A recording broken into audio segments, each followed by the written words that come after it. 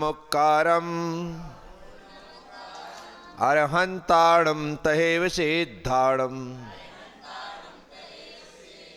हायरेवज्झायाणम् लोयं मीया सव्यसाहूणम्। 24 तीर्थंकर भगवान की, 3 कम 9 करोड़ मुनिराजों की, आचार्य गुरुवर श्री पुष्पदंत सागर जी महाराज जी की।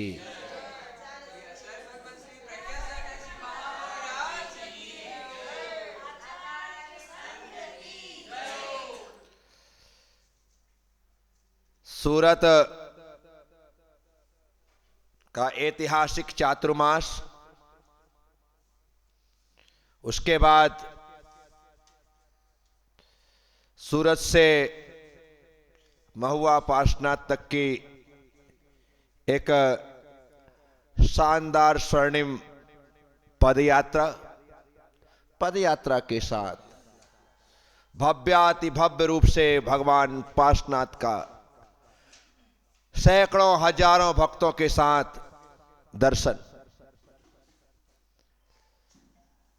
अद्भुत मूर्त,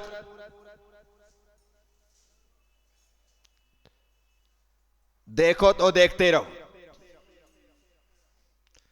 विघ्नहर पार्श्वनाथ के नाम से पूरी दुनिया में विख्यात नदी के तट पर बसा हुआ वह एक मनोरम क्षेत्र महुआ पार्श्वनाथ।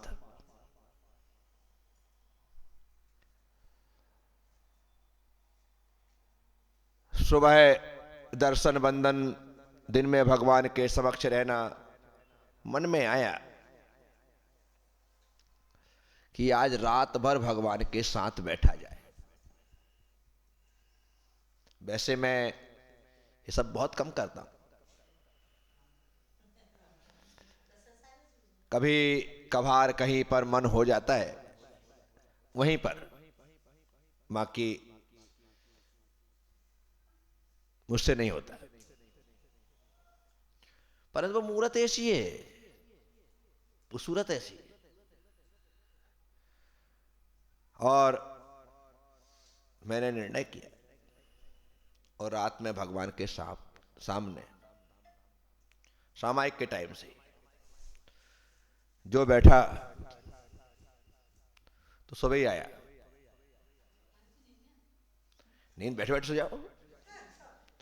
जो बैठे बैठे सोने का फायदा यह है कि 2 झटके लगेंगे। लेट करके सोने का घाटा यह है कि घंटों निकल जाएंगे। बैठ कर कितने देर सो सकते हैं आप? ज्यादा देर नहीं सो सकते। जब नींद आएगी तो झोंके आ जाएंगे। बस ऐसा अद्भुत पूरा अंधेरा मंदिर में सिर्फ भगवान के ऊपर एक बल्ब की रोशनी, और आप उन्हें देखते रहो, बैठे रहो। आज भी वो मूर्त ऐसी बस चुकी है कि मैं आंख बंद करता हूं, ज्यों का त्यों वह अक्ष भगवान का आंखों के सामने 1 सेकंड में आ जाता है। फिर मुझे लगता है कि कोई भी चीज कठिन नहीं है। आप भगवान को अपलक दृष्टि से लगातार निहार लो, फिर वो छवि हमारे भीतर ऐसी अंकित हो जाती है कि आप कभी भी उनके दर्शन आंख मूंद करके कर सकते। अभी हमें दर्शन की इतनी जल्दी होती है कि हम भगवान को तो देख भी नहीं पाते हैं, भगवान भी हमें नहीं देख पाता है कि कौन आके चला गया। वक्त लगता है भाई। भगवान को दृष्टि में बसाओ, आप भगवान की दृष्टि में बस जाओ। पर उन्हें तो आप अपनी आंखों में लेकर के आओ। उसके लिए अपलक दृष्टि बहुत जरूरी होती है, क्योंकि पलकों का झपकना बस वही हमारी धारा को तोड़ देती। इसलिए आचार्य मानतुंग स्वामी ने भक्तांबर जी के 11वें काव्य में कहा, दृष्ट्वा भवंत अनिमेष विलोकनीयम, हे अनिमेष विलोकनीय प्रभु तुम्हें देखकर परम पवित्र, अनिमेष बिना पलक झपकाए, और बिना पलक झपकाए देखने की ताकत सिर्फ देवताओं के पास है। क्यों? क्योंकि उनकी टिमकार नहीं होती। पर हम मनुष्यों के लिए यह कठिन कार्य है, असंभव नहीं है। कैसा है? कठिन कार्य। माना कि लगातार देखने से आंखों को कष्ट हो सकता है, आंखों से आंसू आ सकते हैं, क्योंकि जो पलक झपकाना है वह आंखों को रिलैक्स देना है। एक क्षण में यूं करते ना हम, आंखों को उतना में ही देर में ही रिलैक्स मिल जाता है। इसलिए काम करने वालों को, पढ़ाई करने वालों,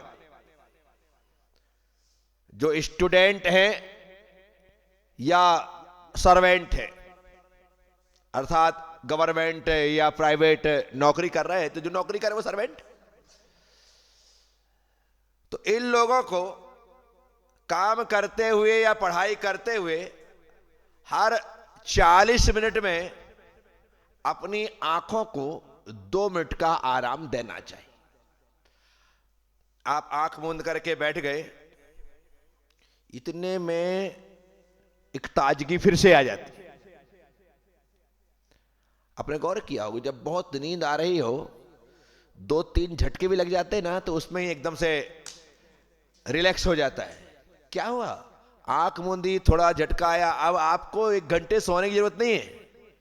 उस समय लगता है कि यार मैं घंटे भर सो जाऊं, नहीं, आप 2-3 झोंके ले लो, उतने में ही आपको एक ताजगी महसूस होती है, एक एनर्जी पैदा हो जाती है।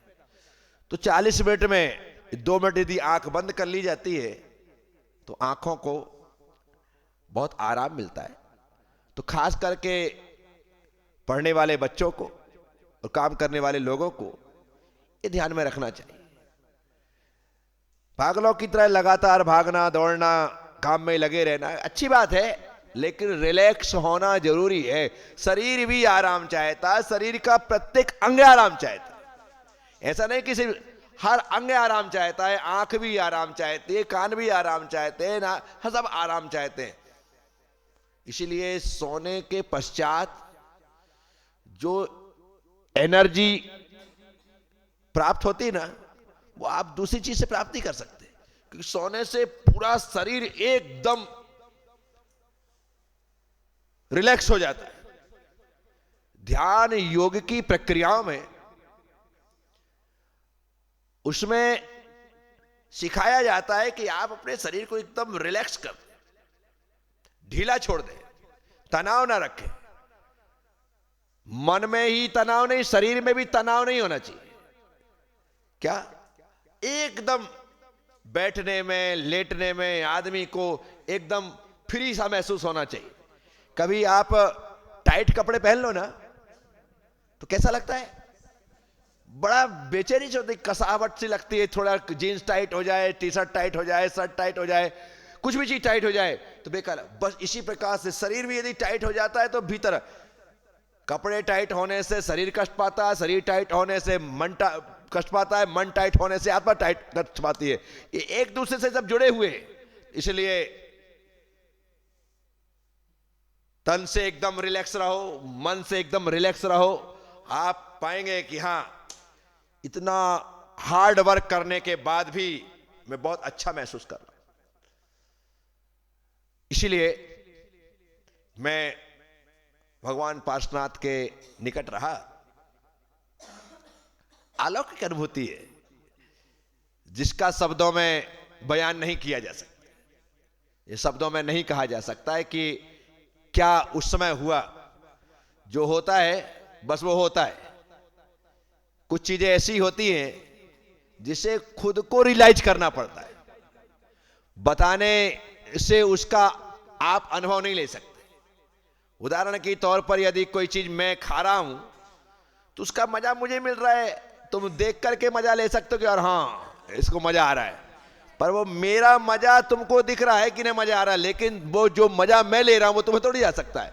जब तुम खाओगे तब तुम्हें भी मजा आएगा। बस ऐसा ही होता है। तकरीबन 3 दिन में महुआ जी में रहा, वहां से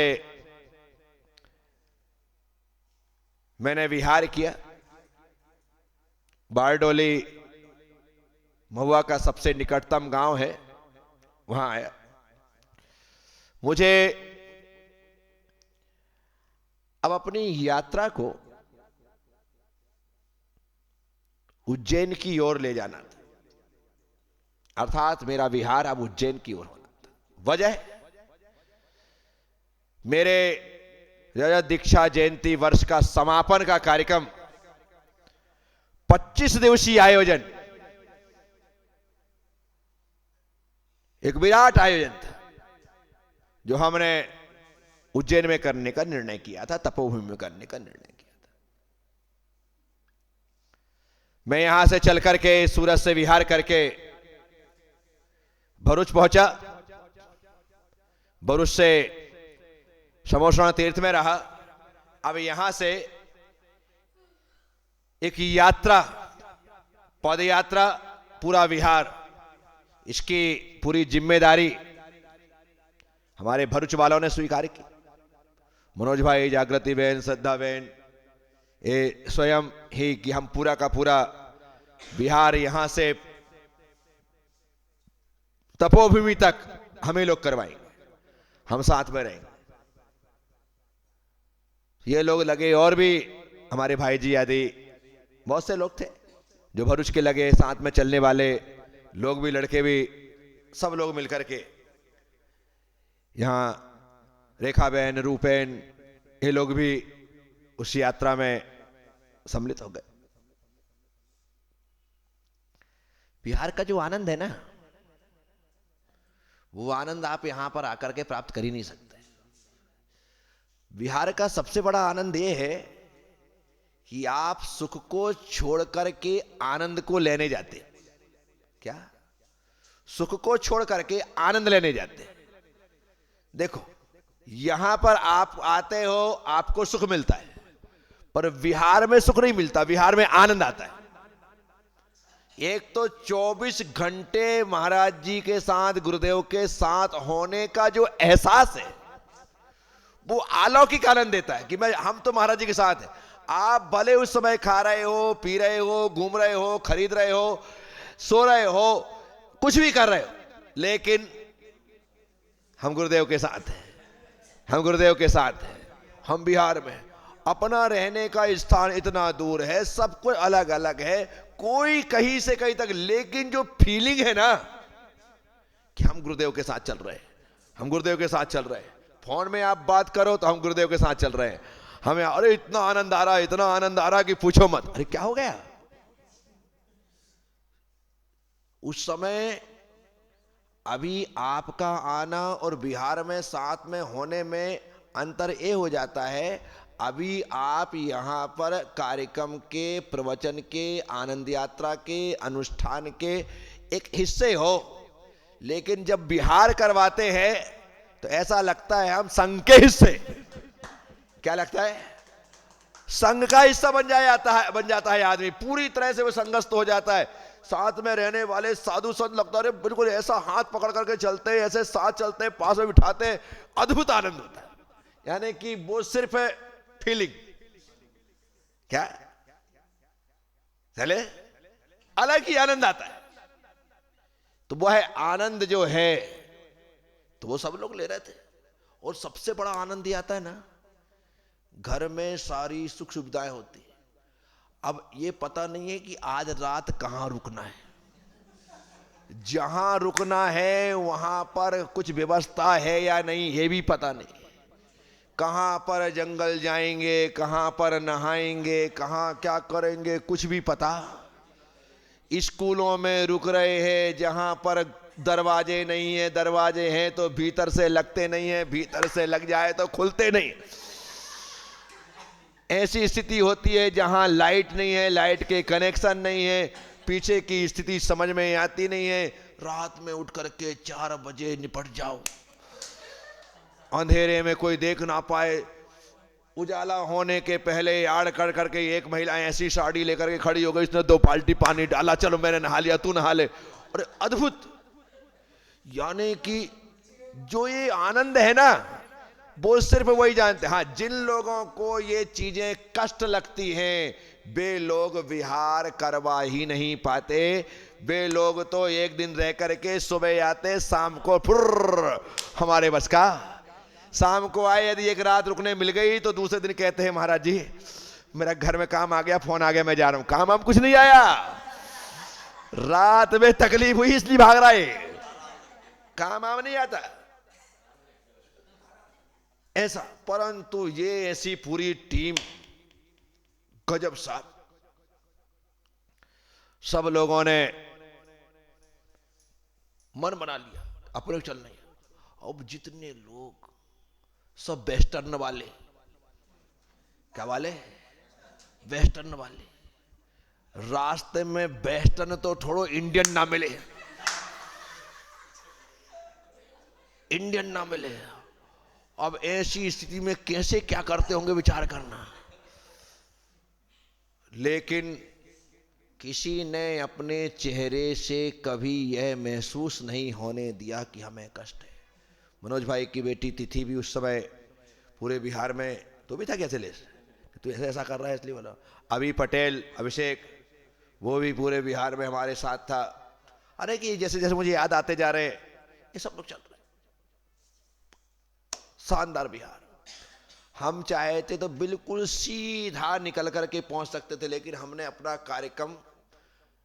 कार्यक्रम लंबा बनाया। और लंबा इसलिए बनाया कि ये 25वें दीक्षा दिवस के समापन पर मुझे तपोभूमि में 25 दिवसीय कार्यक्रम करना है। तो मैंने विचार किया कि शुभारंभ अहमदाबाद में किया, समापन हमको तपोभूमि उज्जैन में करना है। लेकिन जहां मैंने दीक्षा ली है परतापुर, इस बीच में वहां तो चलना चाहिए। दीक्षा भूमि में नहीं गए तो क्या मतलब का दीक्षा महोत्सव मनाने का। तो सब लोगों को लगा हाँ महाराज ये निर्णय तो बहुत आनंददायक है कि अपन परतापुर होकर के चलेंगे। अब परतापुर जाने का मतलब है एकदम रास्ता दाहोद से चेंज होकर के वो अंदेसर, कुशलगढ़, अंदेसर, पारसनाथ, कलिंजरा, बागी, दोरा, नौगामा, बोडीगामा, जौलाना, गढ़ी, परतापुर, तलवाड़ा, बांसवाड़ा, ये रतलाम होकर के वापिस यहां पे आना है। लंबा चौड़ा रास्ता है, लेकिन यहां फिट हो गया। क्या जाएंगे तो परतापुर होकर के दीक्षा भूमि होकर के, और दीक्षा भूमि में अपना कार्यक्रम करेंगे। उसके बाद तो एक दीक्षा भूमि में भी दीक्षा जयंती वर्ष के अवसर पर कार्यक्रम होना चाहिए। सब लोग उत्सुक कि यार दीक्षा भूमि देखने का अवसर मिलेगा। और यात्रा चलती रही, निष्कंटक चलती रही, बहुत अच्छी चलती रही। परंतु दीक्षा दिवस का कार्यक्रम विशाल से विशाल कार्यक्रम, समापन 25 दिन का कार्यक्रम, हर दिन अलग अलग कार्यक्रम उज्जैन में करना है और उसका आयोजन वहां पर होना है। इसके लिए पत्रिका भी छपनी है, बड़ा काम भी होना है। तो हमारे संजीव भैया, घस्सू भैया, तो मैंने उससे कहा कि तो बिहार तो छोड़, एक काम कर, तो निकल ले जयपुर।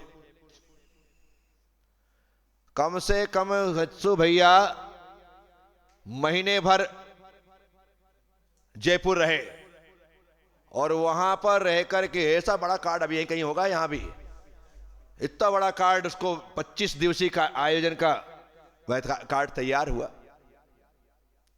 वो वहां कर रहा है। हमारे यहां बिहार चल रहा है। बिहार करते हुए हम लोग राजस्थान एंट्री करेंगे और राजस्थान में जहां जहां जाना है पूरा क्षेत्र अपना परिचित, पूरा क्षेत्र, हर जगह के लोग अपने को पहचानते हैं, मैं सबको पहचानता हूं। इसलिए और एक लंबे समय बाद मैं वहां जा रहा था, 25वें दीक्षा दिवस के अवसर पर जा रहा था, तो बात अलग ही थी और बहुत ही अच्छे तरीके से हम लोग चल रहे हैं। रास्ते में एक स्थान पर जहां रात्रि विश्राम था, वहां शाम को आकर के ही लोगों ने कह दिया कि आप लोग यहां रुक तो रहे हो लेकिन सावधान रहना, ये क्षेत्र अच्छा नहीं है, यहां पर चोरी चकारी भयंकर होती है, चोर आते ही आते हैं, आप कुछ हो जाए तो आपको संभल करके रहना। ठीक भाई। शाम को ही सबके दिमाग में, गर्मी के दिन है, सबको बाहर ही सोना है, अंदर कोई सो सकता नहीं है, और बोल क्या दिया गया है, संभल करके रहना।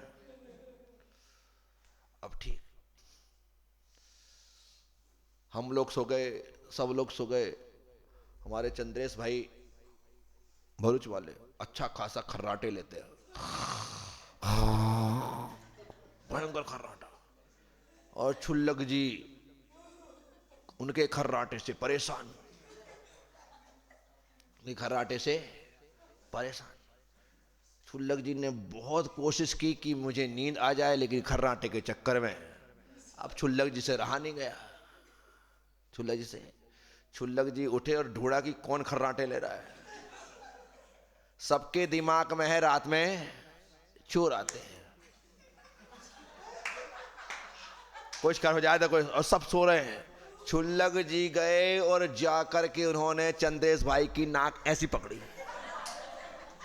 खर्राटा बंद करने के लिए। छुल्लक जी को एक कोई कहानी पता, अब चंद्रेश भाई तो गुस्से में, छुल्लक जी का हाथ इतने जोर से पकड़ा, चोर आया करके हाथ पकड़ लिया साहब चंद्रेश भाई ने उसका जोर से, और वो तो एक लगाने वाला था जोर से, छुल्लक जी को एक लगा था, हाथ भी उठा लिया, एक हाथ से पकड़ के मारने वाला था, नींद में कुछ दिखाई नहीं दे। छुल्लक जी बोले मैं पूजी सागर,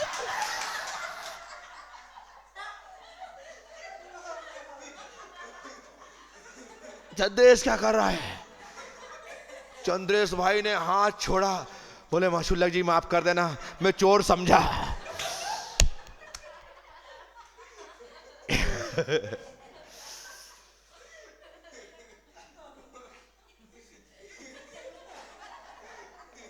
हंस रहे हो तुम, जिन पे बीती वो जानो। छुल्लक जी बच गए, यदि एक आध पड़ जाता तो वहीं पे टें बोल जाते। अरे गुस्से में जोर से यहां वहां लग जाता, कहीं भी कोई मर्म स्थान पे लग जाता, क्या कर सकते थे। वो तो अच्छा ही टाइम पर छुल्लक जी ने बोल दिया, क्योंकि जोर से हाथ पकड़ घुमाने लगे वो। छुल्लक जी बोले मैं पूज्य सागर, जैसी कान में पड़ा, अरे तू खर्राटे ले रहा था, मैं तेरी नाक बंद करने आया था। अरे बाप रे बाप, आप नाक बंद करने आए थे, यहां तो ना जाने क्या बंद हो जाता है। वो ऐसी घटना जो चंद्रेश भाई भी जीवन में कभी नहीं भूल सकते। छुल्लक जी भी अब भूल गए तो बात अलग उम्र के हिसाब से, पर वो भी नहीं भूल सकते, कोई नहीं भूल सकता। जिसने सुना वो सबके साथ ऐसी स्थिति हुई। तो ऐसी घटनाएं जो लगातार घटती रहती, कुछ ना कुछ चलता रहता है। तो इस तरह से बहुत ही अच्छी हमारी यात्रा चल रही है और चलेगी, इसलिए आप भी हमारी यात्रा के साथ चलते रहे। तब तक के लिए ओम नमः, सबसे क्षमा, सबको क्षमा। जय गुरुदेव, जय महावीर।